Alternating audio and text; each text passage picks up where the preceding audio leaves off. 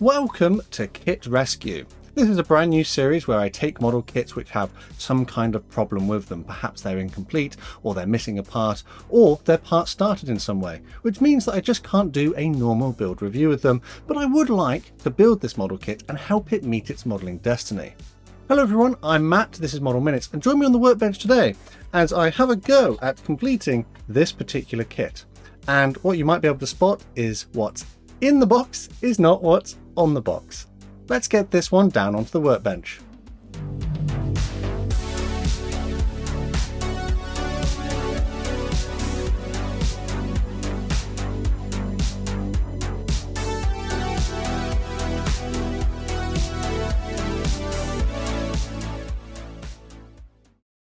So in this first episode of this series, I'm going to be trying to help this old kit, which is just not really fit for purpose anymore. It's not the kit that was advertised.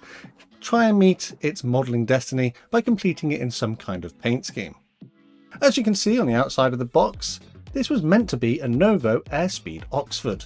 However, the contents of the box is anything but. This is actually a Bristol 138A research plane inside. So it's not the kit as advertised. It's a bit of a shame really, because I would have liked to have had a go at the Airspeed Oxford. But maybe I'll have to look for another one at some point in the future. Sadly, the decals included in this box don't seem to be particularly good.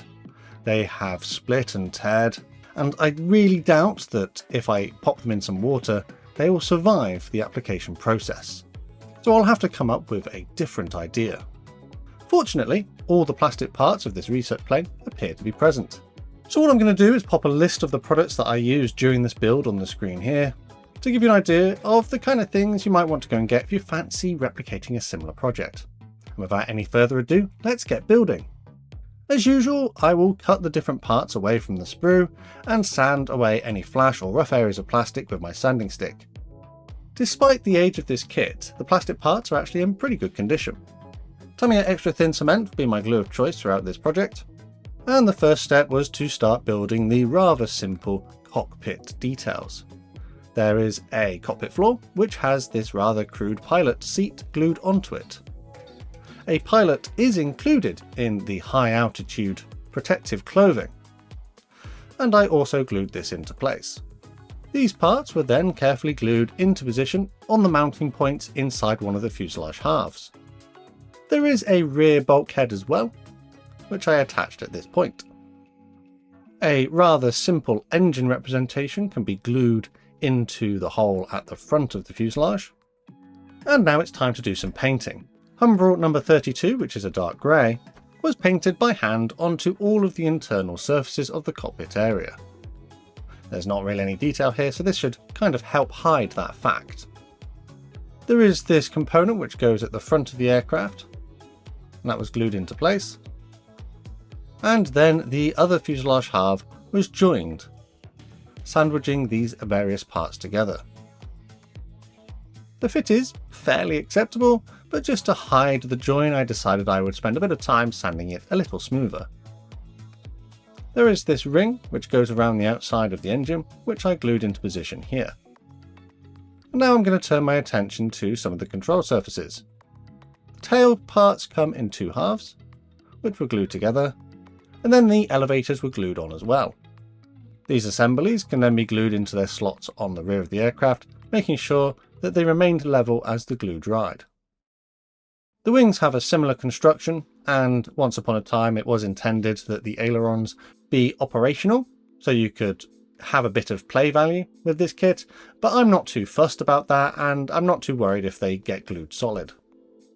With the wings assembled, these smaller components can be glued into their slots around the ailerons, and there were also some probes and things which get glued to the lower side of the wing. The wings could then be glued onto the aircraft. I did take a little bit of time here just to make sure that the join was as seamless as possible, so that I don't have to use any filler. Just a little bit of extra pressure to help hold them in place as the glue cured, should close up any gaps. On the lower side of the aircraft, this has a fixed landing gear configuration. This consists of a couple of struts which need to be glued together and positioned in their holes. This was a little bit fiddly, but it is possible to get it in the right places. I will leave the wheels off though and add them much later on, after some painting. On the side of the nose there are some extra details which can be glued into their holes, just making sure that they don't fly off, never to be found again. And at the rear of the aircraft the tail skid could be glued into its hole. Humbrol number 1, which is a primer grey colour, was then painted onto the flying helmet of the figure, just to add a little bit of visual interest. And now I turn my attention to the cockpit canopy. I've already masked it using my normal technique, which is to cut tape following the canopy framework, which should help mask the clear panes. Humbrol Clear Fix would be used to glue it onto the aircraft. This is a slightly stringy glue, so I have to be careful with the application not to make a mess, but it should dry clear and strong without reacting with the plastic. And with that in position, it's now time to prime. So a little bit different this time. Instead of using the Army Painter Black primer, which I've been enjoying recently, I thought I would try out the white primer and see how that one does. This is a rattle can and was sprayed over the entire aircraft and all the little bits and pieces which have not yet been added onto the model. This should give a good surface for the next layers of paint to stick to, as well as helping to provide one of the key colours for the paint scheme that I'm kind of going to make up here. So I've decided to do a bit of an air racing kind of scheme, featuring red, white and blue. This Vallejo Model Air French blue was loaded into my airbrush and then sprayed over the areas which I thought would look good. You can see that I've already masked some of the areas on the aircraft which I'd like to remain white. The next colour was this Outlaw Red. This is a lacquer based paint and was again popped into the airbrush and then sprayed over the areas where I thought it would look good, having masked the previous ones of course.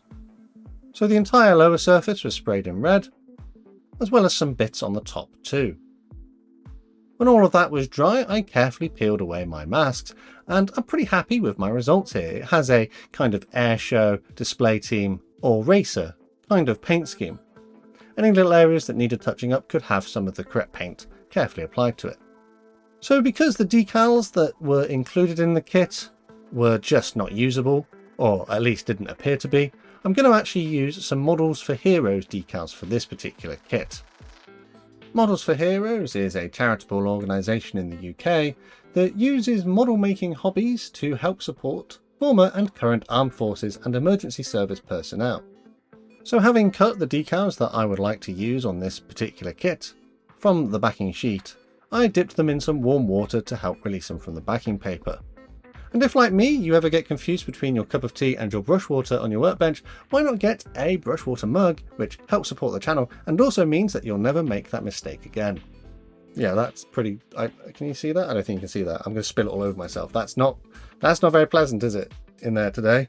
Nope, would not want to drink that at all. To help these decals apply to the surface, I'm going to use some of the VMS setting solutions. First up, the VMS Decal Set and Fix would be painted onto the areas where the decals were going to go, and then having soaked them in warm water, they were carefully slid into position.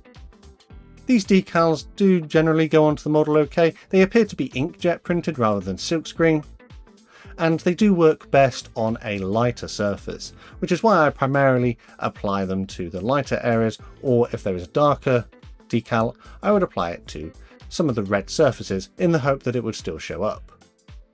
I didn't apply too many of these transfers though, and when they were in position, a little of the VMS decal softener would be painted over the top to help soften it into the surface a little bit. Whilst those decals are curing, some of this Humbrol 110, which is a natural wood kind of colour, would be painted onto the propeller. I'm not going to be massively tidy here, and actually whilst the paint was drying I would kind of streak the paint to give a kind of wood grain effect. I'm not sure how well this paid off, and I think I might need to practice with it a little bit, but it is a little bit more visually interesting than having it just as a single block colour. Some gunmetal paint was then carefully painted by hand onto the engine. Of course, this would have been much easier to paint separately and then attach to the aircraft, but actually, given the simple design of this kit and the rather chunky details, this wasn't too difficult to do. There were a few other details around the aircraft which I could also pick out with this paint. Vallejo Matte Black would be carefully hand painted onto the tyres of the wheels. You can see that I've already applied blue paint to the hubs. And when everything was dry, some of this K-Colors satin varnish would be sprayed over the aircraft. This is going to help give everything a uniform satin finish and help to seal in those decals to the surface of the model. When that varnish was dry, I glued the wheels onto their legs. I think originally the design here was that you would melt the axle so that the wheel could freely rotate. I'm not fussed about that, so I'm actually just going to snip it to the correct length, with a small touch-up of paint needed just to hide it. The propeller was then glued onto the nose as well. I think if you'd installed this much earlier on, you could have had it freely rotate, but I'm not too fussed about that. And then I carefully peeled off my homemade masks, which appear to have done a pretty good job of protecting the clear parts. And with that, I'm going to call my custom build of this Bristol 138 Alpha research plane complete.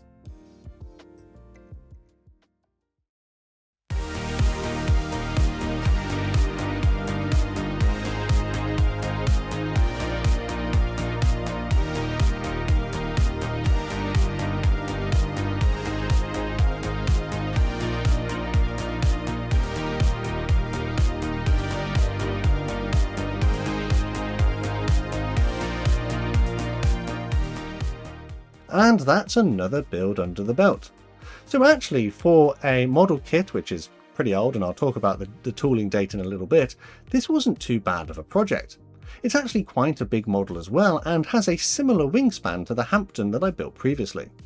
I suppose that being a high altitude research plane, it would have had a long wingspan to try and make as much use of the thin atmosphere and get as much lift as possible.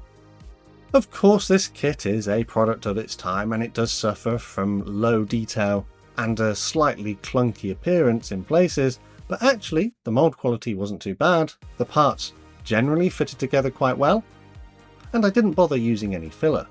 So talking a little bit about the age of this kit, this is originally a 1964 Frog tooling, but I'm pretty sure that the version I have here would have been released after about 1977 as part of the Novo range. Of course, as we saw, it was boxed up in the wrong box, and the decals were completely unusable, which is why I did my own custom paint scheme. I think it would be fun at some point to have a go at this kit in its original format if I can find a near mint version to replicate an actual Bristol research plane. I actually had quite a lot of fun building this one. It was nice to do something a bit different and not have the worries and the stresses of having to do a normal review. I do quite like my fictional Models for Heroes air racer sort of display team finish, as it is something different to look at on my shelf. So yeah, this was a pretty fun project. I'm glad I've had the opportunity to have a go at it. And if you'd like to learn more about Models for Heroes and what they do, I'll have a link in the description for you to check out. As the first project in this kit rescue series though, do let me know in the comments what you thought of my build. Did I help do this kit justice and ensure that it kind of met some kind of modelling destiny? After all, I'm pretty sure that no one else quite has a Bristol research plane in a paint scheme like this. If you enjoy this kind of topic and the way this series is going, make sure that you don't miss the next episode where I'm taking a bag of bits, which doesn't come in a box and it hasn't got any decals, and kind of turning it into something a little bit different. So make sure you're subscribed with notifications turned on so you don't miss that one. But from me here on the workbench, I think it's probably time to wrap this video up.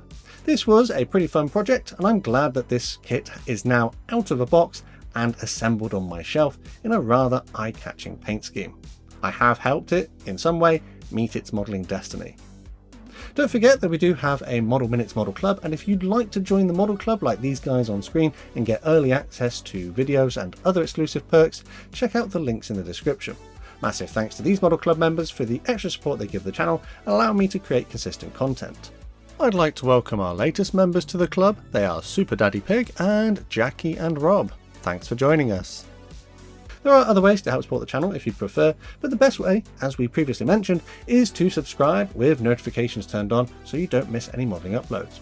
Finally though, from me here on the workbench, last thing to say is a massive thank you to you for watching this one, and I'll see you on the workbench again next time.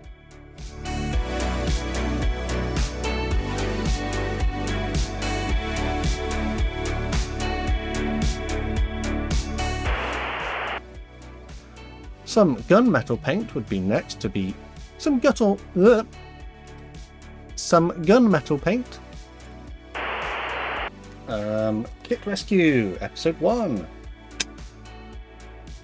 Nice and solid sound. Hopefully, just the one take today. Would be nice. But you never know.